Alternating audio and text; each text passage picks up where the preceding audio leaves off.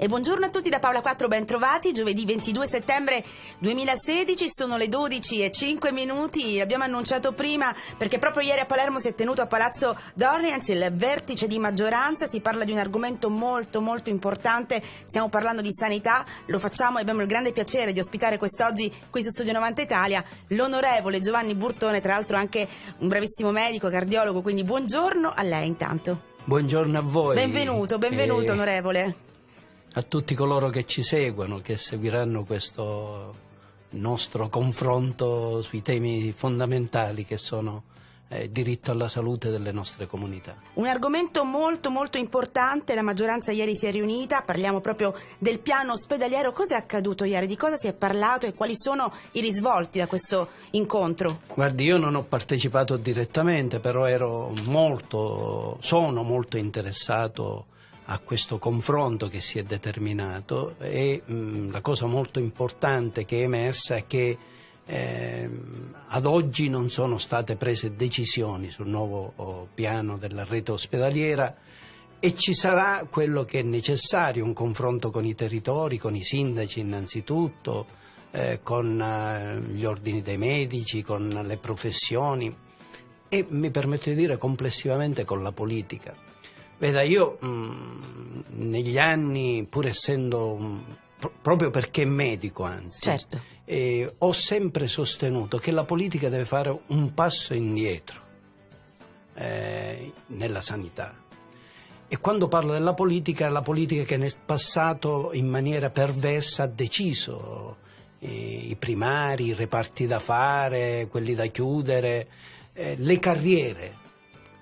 Io penso invece che questo tipo di politica debba chiudere la propria presenza perché la salute è un diritto fondamentale, un diritto della Costituzione. Quando qualcuno si ammala, un cittadino si ammala, non cerca il primario del proprio partito, con la testa del proprio partito, cerca aiuto, il primario migliore, cerca il medico capace di salvarlo. Allora, io credo che sia stato un errore da parte di alcuni aver invaso il campo della sanità. Questa è una cattiva politica che deve chiudere la propria presenza nella sanità, ma deve emergere la buona politica.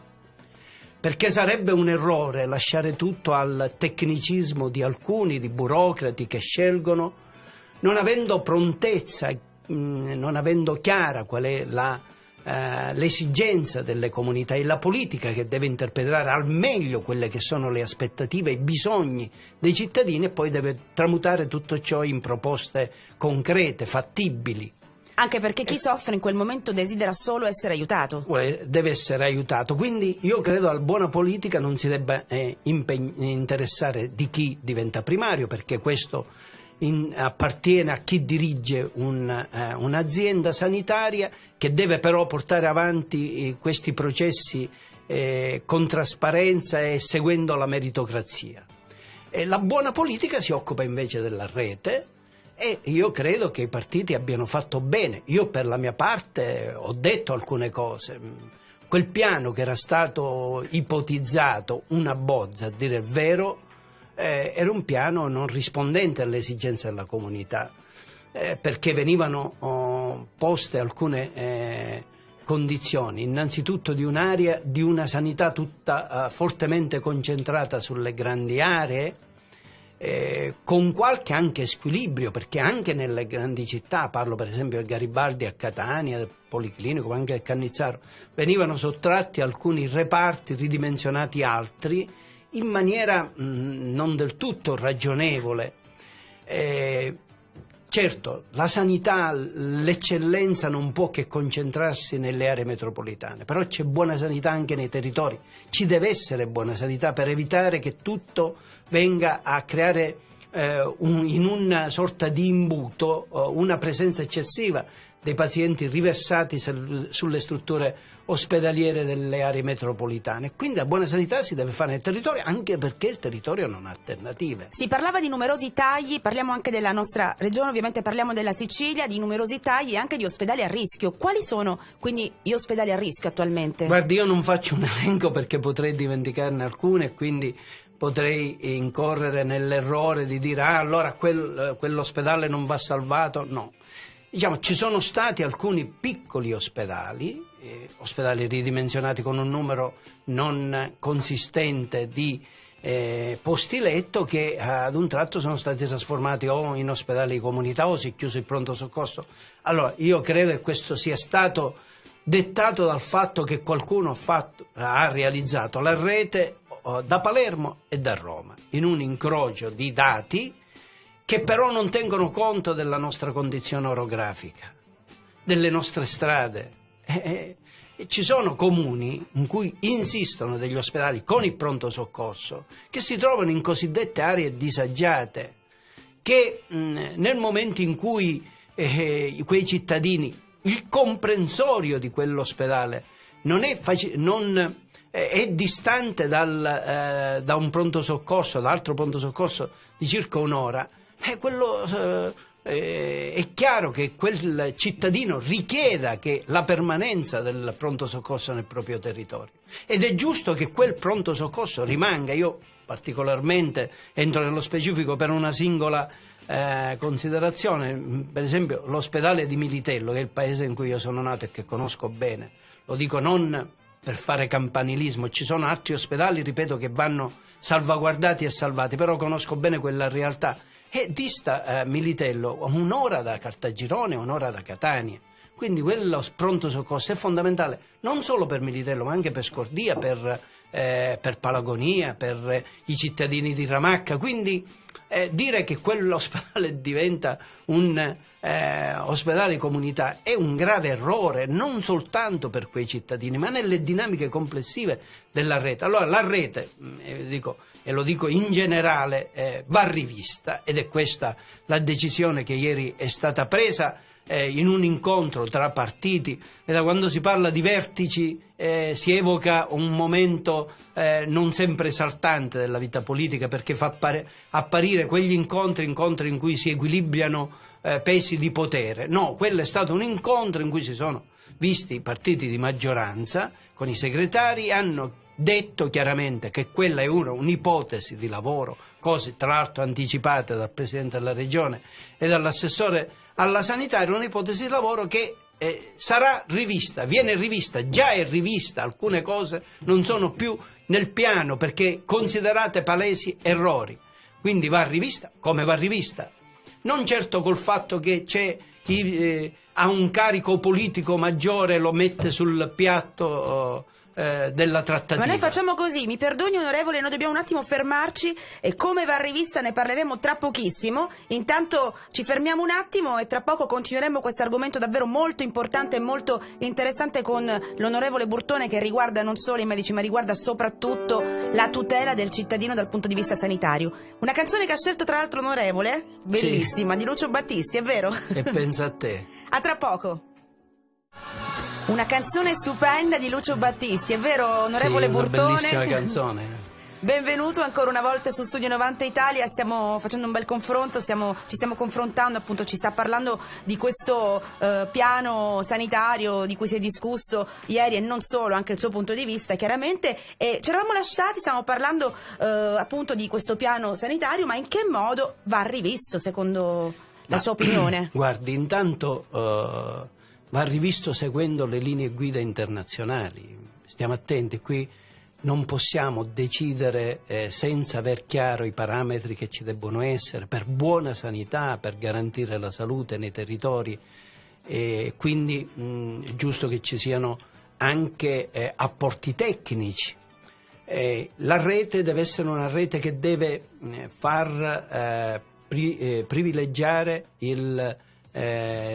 la qualità dell'intervento per l'urgenza e per l'emergenza, mettere in collegamento gli ospedali che operano in questo settore in modo che siano facilmente raggiungibili con dei mezzi idonei, parlo di ambulanze medicalizzate, attrezzate con moderne attrezzature, quindi, e poi questa rete deve tener conto anche di una sanità del territorio. Noi non abbiamo alternative agli ospedali là dove ci sono, quindi questi vanno qualificati, potenziati nel personale, perché veda, si parla che questi ospedali operano con più lentezza, non hanno accessi in numero non idonei, però sono stati spogliati anche di attrezzature e di personale. Quindi... Abbiamo fatto prima un esempio di Militello, ma se volessimo parlare per esempio dell'ospedale di Giarre. Guardi, l'ospedale di Giarre purtroppo nel tempo è stato fortemente ridimensionato. In quell'ospedale ormai ci sono pochissimi reparti e pochi ambulatori, però è una struttura che va salvaguardata. Quel territorio deve essere garantito con alcune strutture che onestamente non possono più ripristinare quello che era l'ospedale un tempo. Io lo dico questo con realismo, senza demagogia, perché sarebbe facile oggi dire recuperiamo e rifacciamo là tutti i reparti, tutte le... invece là va posto il tema dell'emergenza, dare sicurezza al cittadino che di fronte all'emergenza c'è tempestività e possibilità di collegamenti anche con strutture vicine, il presidio c'è ed ha delle sue efficienze, e poi specializzarlo in alcuni settori, dare all'ospedale quella valenza importante dal punto di vista anche della sanità di territorio, e quindi avere alcuni ambulatori che esplicano alcune attività fondamentali, la cardiologia, altre branche come per esempio importanti, a Messina, e poi specializzarlo in un settore perché questo può essere qualificante per quella comunità. Dico questo così avendo io seguito quell'ospedale, avendo un collegamento con un comitato molto importante che negli anni ha lavorato, però lì c'è un'amministrazione, c'è questo comitato, saranno loro chiamati a fare alcune proposte. Credo che si potrebbero inserire lungo il percorso che io ho detto, però là credo che siano quelle realtà che formuleranno le loro proposte, perché i comuni hanno anche l'associazione dei comuni, l'ANCI che sarà chiamata, diranno la propria, i sindaci che poi sono quelli che hanno dal punto di vista istituzionale il rapporto con i cittadini e la responsabilità della sanità nei propri territori, proprio previsto per legge. Il contributo deve venire anche dalle organizzazioni dei sanitari, medici e non solo medici, ma ci deve essere un apporto, credo, anche della politica. Io, guardi, ripeto, non credo che sia opportuno fare battaglie di campanile. Non c'è da dimostrare arroganza, questa va a me perché ho un peso politico maggiore. No, la politica deve dare quell'apporto che io prima richiamavo e mi permettevo di richiamare, cioè capire quali sono le esigenze della comunità, garantire il diritto alla salute in tutto il territorio regionale. Guardi, c'è per esempio qualche paradosso, ci sono realtà dotate di piattaforma per far atterrare l'elisoccorso, eppure quelle piattaforme non sono state collaudate, sono state realizzate ma non collaudate. Ma si appronti tutto ciò, cioè noi l'emergenza la dobbiamo sposare come primo intervento da fare, da distribuire nel territorio e creare questa rete. Tra l'altro ormai le nuove tecnologie permettono che una radiografia o una TAC o una risonanza magnetica fatta in un luogo può essere letta anche negli Stati Uniti, quindi ci può essere questa capacità di far intrecciare notizie, informazioni. Le linee guida ormai scientifiche a livello internazionale dicono proprio questo, che il percorso deve essere messo in rete. Il numero dei posti letto è anche questo importante, però credo che ci sia da affrontare innanzitutto un tema in Sicilia, è quello della qualità dei nostri pronto soccorsi. Cioè, io spesso mi trovo a visitare degli ospedali, lo faccio per il mio ruolo istituzionale, e vedo che quella qualità è bassa. La gestione dei codici, per esempio. Credo è la gestione dei codici, il personale. Io so che la rete era stata anche posta a livello ancora approssimativo e da bozza, perché si sperava che il Ministero dell'Economia e il Ministero della Salute autorizzassero la realizzazione di alcuni concorsi in Sicilia. Perché? Perché nel passato con i piani di rientro Regione siciliana negli anni non era stata autorizzata ad esplicitare concorsi perché avevamo un piano di indebitamento che però ora man mano abbiamo coperto.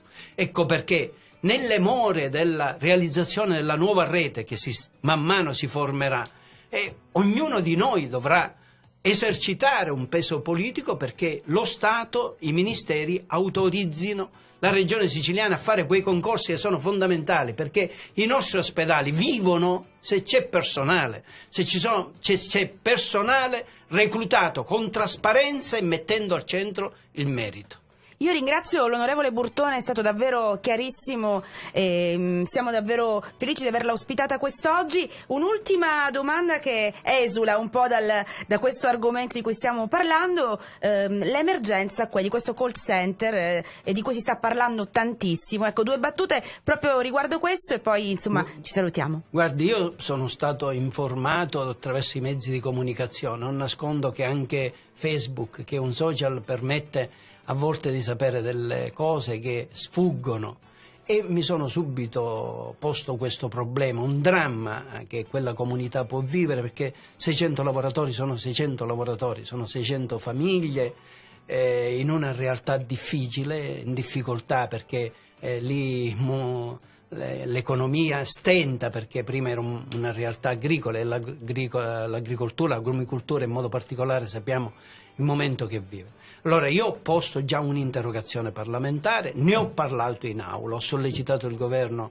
dare subito una risposta, ho chiamato il Ministero per avere un incontro col sottosegretario, spero nei prossimi giorni, lo abbiamo fatto anche con gli altri colleghi del Partito Democratico, nei prossimi giorni ci possa essere una convocazione perché finora la trattativa è stata portata avanti in prefettura dai sindacati in maniera egregia, si sperava che 3 nuove aziende subentrassero alla proprietà che è in difficoltà e che è di Brescia, però è un call center che ha rapporti di lavoro importanti con l'Enel, con altri enti e quindi si spera che ci possa essere qualcuno capace di subentrare e salvare i posti di lavoro. È una battaglia che dobbiamo fare fino in fondo. Io la ringrazio, onorevole Burtone, per essere stato con noi. Chiaramente ci auguriamo e seguiremo anche noi questa sua interrogazione, non solo per capire i risvolti di questa bufera così chiamata che si è svolta praticamente a Paternò con queste proteste. La ringrazio per essere stato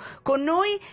So che c'è una canzone molto bella che le piace. Sì. L'annuncia lei, mi fa anche da speaker oggi, onorevole. Viva l'Italia di De Gregori, è una canzone che richiama la nostra patria, la battaglia condotta per la libertà dei partigiani e la resistenza, quindi mi fa pensare a mio padre, che fu comandante partigiano, capitano Morello. Grazie mille, onorevole, ci rivediamo e ci risentiamo presto, buona giornata.